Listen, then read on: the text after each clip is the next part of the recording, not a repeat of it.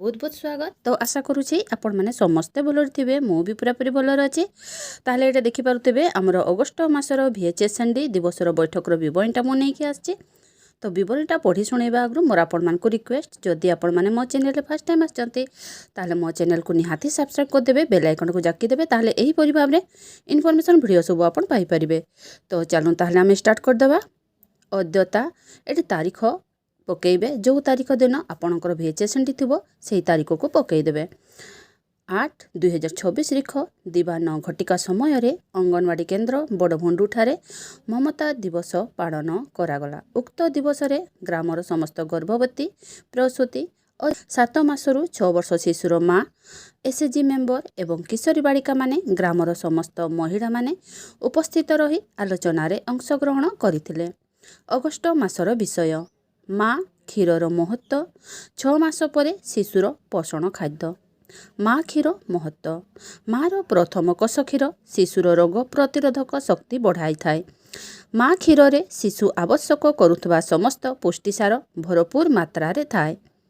माँ क्षीर शिशु पाई एक संपूर्ण आहार। माँ क्षीर शिशु सहजरे हजम करिपारे। यह प्रस्तुत करने को पड़ी न थाए। यह सुरक्षित थाए। शिशु जेतेबेले चाहिबो पी पारिबो। शिशुर मस्तिष्क, शरीर और आखिर सठिक विकास रे सहायक हुए। यह सबुबेले स्वच्छ, निरापद और बिना मूल्य रे उपलब्ध। 6 मास परे शिशुर पोषण खाद्य। जन्मरू 6 मास पर्यंत केवल माँर क्षीर दियंतु, पानी किंबा अन्य कौनसी खाद्य दरकार नहीं। 6 मास परे माँ क्षीर सह पूरक खाद्य आरंभ करंतु। प्रथमे नरम, घन और सहजरे खाई पारिबा खाद्य दियंतु, पानिया नुहे। घरे तैयारी खाद्य यथा खेचुड़ी, डाली, भात चकटा, मांडिया जाऊ, सीझा आलू, कदली चकटा, अंडा सीझा, सीझा पनीपरिबा, खीरी, डालमा, पिठा इत्यादि। शिशुर बयस बढ़िबा सह खाद्यर परिमाण, घनता और विविधता बढ़ातु। जोर जबरदस्ती करंतु नहीं। भल पाइबा सह धीरे धीरे खुआंतु।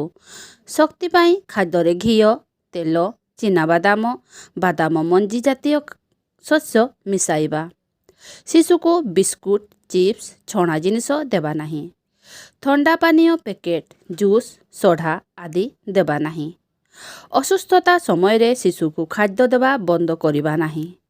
पिला सुस्थ हेबा परे ताकू गोटे अतिरिक्त भोजन देबा उचित, जो द्वारा असुस्थता समयर क्षति को भरणा करिहेबो। शिशु को खाद्य देबा पूर्वरु भल भावरे साबुन रे हाथ को धोइबा और परिष्कार बासन रे खाद्य देबा। सभा शेष रे समस्त गर्भवती मानकर ओजन, BP, हेमोग्लोबिन, शर्करा जांच करागला। 0 ରୁ 6 वर्षर शिशु मानकर ओजन उच्चता मपागला। सभा शेष रे धन्यवाद अर्पण करी सभा सांग करागला। तो मु एहीपरि भाव रे लिखिछि। जदि आपन को एथिरा आहुरी भी किछि ऐड करिबार थाए आपन करि परिबे। तो ठीक अछि, ताले रहुछि। देखा मोर नेक्स्ट वीडियो रे।